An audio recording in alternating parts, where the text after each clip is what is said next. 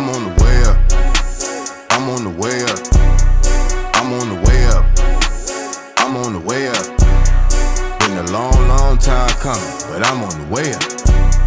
Been a long time coming, but I'm on the way up. I'm on the way up.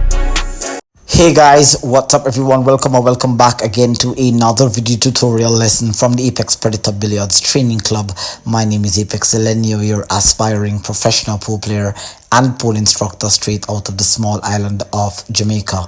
Now, of course, in today's video, we're going to be stepping up our game a little bit more, but this time we're going to be tapping into perhaps one of my favorite aspects of the game. I did in fact started studying this aspect of the game many years before I actually learned how to control my cue ball. It's an aspect of the game that I truly believe that every aspiring player who wants to become a pro, you definitely have to tap into this aspect of the game to really start becoming a force to be reckoned with. Now, of course, I'm going to be sharing with you one of the greatest two-reel kick systems that is out there. It has been there for a while. It is in fact called the +2 system, but I'm going to be breaking it down for you in details, talking about the amount of spin to use, how to find the trajectory of the cue ball with relationship to the object ball. I'm going to be giving you the diamond numerical values and how you can develop a feel for the shot here.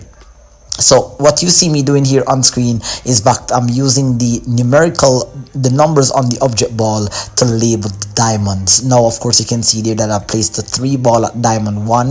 That's the first diamond across from the corner pocket. The middle diamond is 5, and the third diamond there is in fact 7. And so this is what I refer to as, well, I call it the 3-5-7 kick system, but it is in fact called the +2 system. So what you see me doing now is that I'm placing the object ball at very specific positions here. So here, the diamond there that I'm labeling with ball 15 there is diamond 7.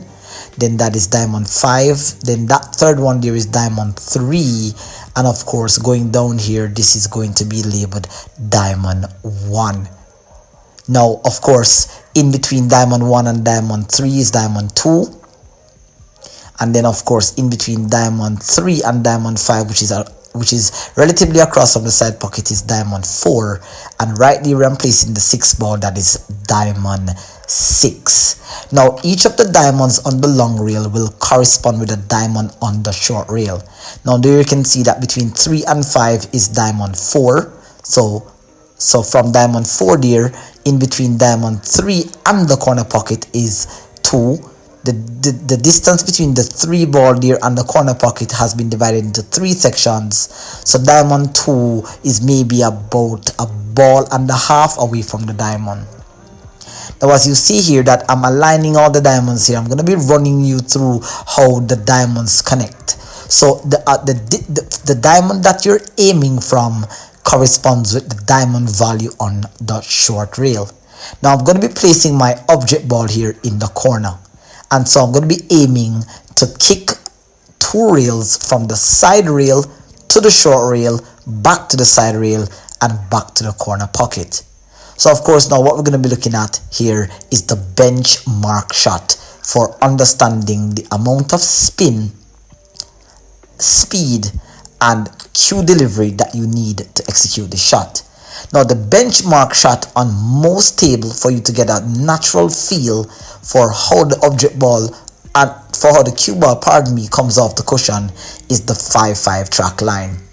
So the 5-5 track line here is from diamond 5, that is 1 diamond above the side pocket, and you're going to be aiming towards the middle diamond on the short rail. Now, all these kick shots here are with relatively the same amount of spin. Now, for some table, you may need a half tip of spin, or you may need a full tip of spin. Well, I believe that on most tables, you're going to need at least a hair of spin. So on my table here, it plays a hair short, so I definitely have to use maybe about a tip of right spin or left spin, depending on my direction. Now I'm figuring out the trajectory coming off the second rail. And from anywhere between diamond 2 and diamond 3 on the left rail, once the cue ball hits that direction there, it should head into the trajectory of the 8. So notice how my shaft is going to be running through diamond 5, and I'm aiming towards the middle diamond on the short rail. And so with about a hair of spin, maybe a quarter to a full tip of spin, I should go 2 cushions and slide around. Now that one went a little bit long. Let's have a look at the replay here. As I stroke through the cue ball, it catches around the 3rd diamond, and notice that at the 3rd diamond it goes a hair long. Now once you're on your table and the cue ball is going a hair long, it means that you need more than the amount of spin that you had quantified earlier. So on my table here, I was actually using a half tip of spin, so I know now that I need to add a hair more spin. Now if I'm successful in making this pot of 2 cushions, I've now solved one of the variable in my equation. So that there was a nice hit. Let's have a look at the cue delivery, head movement. Nice straight delivery through the cue ball towards the diamond, around the 3rd diamond on the long rail, and with the amount of spin it's going to close the angle coming off the 3rd cushion. So the reaction of the spin will take most of its effect on the 3rd cushion. Once it hits the 1st cushion, it opens up the angle heading towards the long cushion, then it closes the angle coming off the 3rd cushion. Now we're going to be moving on to looking at the 3-3 track line. And this is where now I'm going to be shooting from the position where the 11 ball is, and I'm going to be shooting in towards the 1st diamond. Now it's very important, guys, that depending on your table, sometimes you have to aim towards the diamond. Some tables you have to aim towards the rail groove of the diamond. And some tables, well, it's just one of those 2 positions. Now on my table here, I find that I get a lot more success when I aim towards the rail groove of the diamond, because my table plays a hair short. So I always aim just towards the rail groove of the diamond. And here you can see cue ball coming around. Now that one went a little long. Let's have a look at the replay here. Nice cue delivery. I aim towards the 1st diamond, it opens the angle, then it closes the angle. Now notice that it goes a hair long. And of course, when we know that it goes a hair long, it obviously means that I did not apply the amount of spin required. Again, on my table, I'm using 1 tip of spin. On your table, depending on if it plays short, if it plays long, then you may need to apply a little bit more spin. So now I'm going to be shooting once again. I'm going to be trying. I didn't feel satisfied with that delivery, so I'm going to go again. Notice that my shaft is running through the 3rd diamond, and I'm aiming towards the rail groove of the 1st diamond. So if I apply 1 tip of spin, I should come off the cushion and head nicely into the 8. Now that one there had a hair too much spin, and I find myself a little bit unlucky there because that was a close kick. But let's try again. Of course, nothing beat a trial but a failure. So nice cue delivery here towards the rail groove of the 1st diamond there. Nice, not too bad. Still went a hair long, but it was just enough. There, I aimed towards the diamond.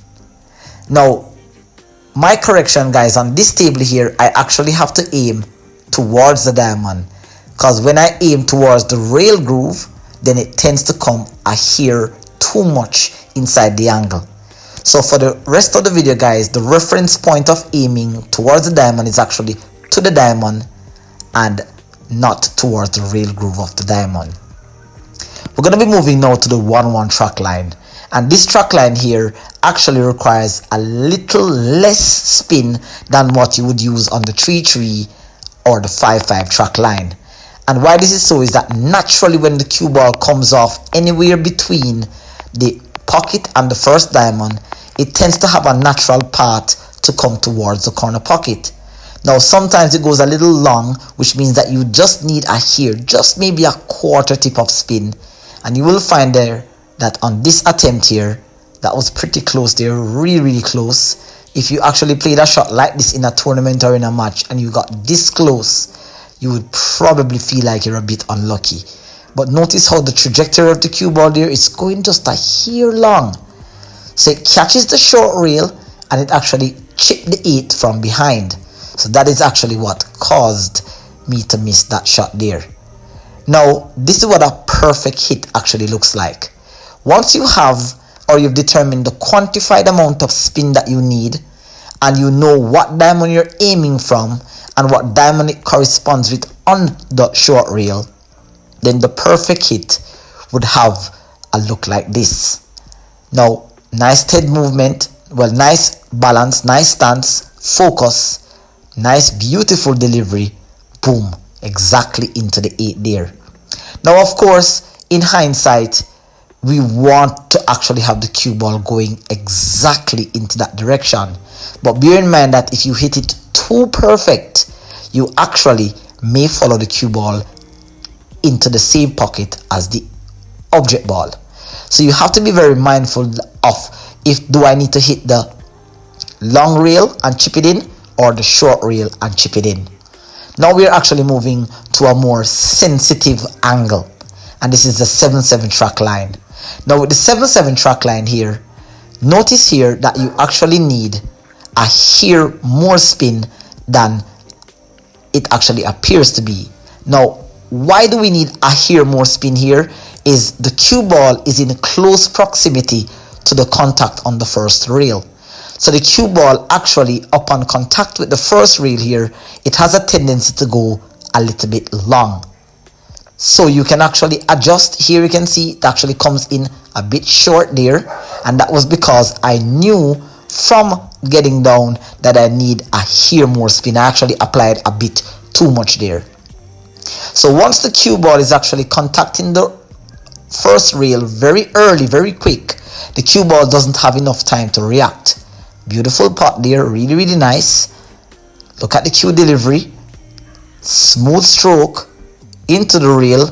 Notice that the spin opens the angle, then it starts to close the angle. So as opposed to saying that you need about a half tip, you may need to aim at 1. Or if you need 1 tip, then you need to aim at, well, in fact, if you need half tip, you need to aim at 1. And if you need 1 tip, you may need to aim at 1.5 tips. So you have to know the sensitivity of your table. We're going to be moving to the 4/4 track line. And the 4/4 track line here is somewhat like the 5/5 track line. Now, as I said, the farther the cue ball is away from the first rail contact, is the less spin you actually need. The closer it is to the first rail contact, is the more spin you're going to need. So you have to determine how much spin you need based on your table and the type of stroke that you do have. So here I'm aiming in between the first diamond and the middle diamond, and with the right amount of quantified spin, you can get good results like that there. Let's have a look at the replay. Nice cue delivery. Aiming at the diamond, it catches in between the second and third diamond and chips the 18. Again, that was not enough spin to get it to the perfect hit. But because the object ball is hanging in the pocket, there is a high chance of you chipping it in from the in or the outside. Now we're looking at the 2/2 track line, which is pretty close towards the actual 1/1 track line. And you have to bear in mind that with this type of spin here, you have to use a little bit less than what the quantified value is based on your table. So let's say that you have to use 1 tip, you may need to use anywhere between a 1/4 and a half tip. And if you need a half tip, you may need anywhere between 1/8 and a 1/4 tip. So now here, aiming just in front of the first diamond here, it should come 2 cushions. Well, it actually chipped in the 8 there from the inside. And again, you have to determine how much of the object ball you need to hit if you're actually playing a shot like this with the intent of playing position after the shot. This is actually a very useful knowledge here that you can actually take with you to therefore then say, if I have to play a 2-rail kick with an object ball hanging in the corner pocket, I can actually play position on this shot here. Now we're going to be going to the final track line from the long rail, and this is the 6/6 track line, which is kind of just as sensitive as the 7/7 track line. The cue ball is a little bit farther from the rail, but you still have to bear in mind the amount of spin you need. Again, you need a little bit more than the quantified value based on your table. So if you need 1 tip, you may need to add 1¼ tip here, so that the cue ball can close the angle of the third cushion. Beautiful there, chipped it in, really nice. Alright, so guys, I'm actually going to be putting this video in 2 parts, because now in part 2 we're going to be discussing how to actually play a 2-reel kick coming off the end reel.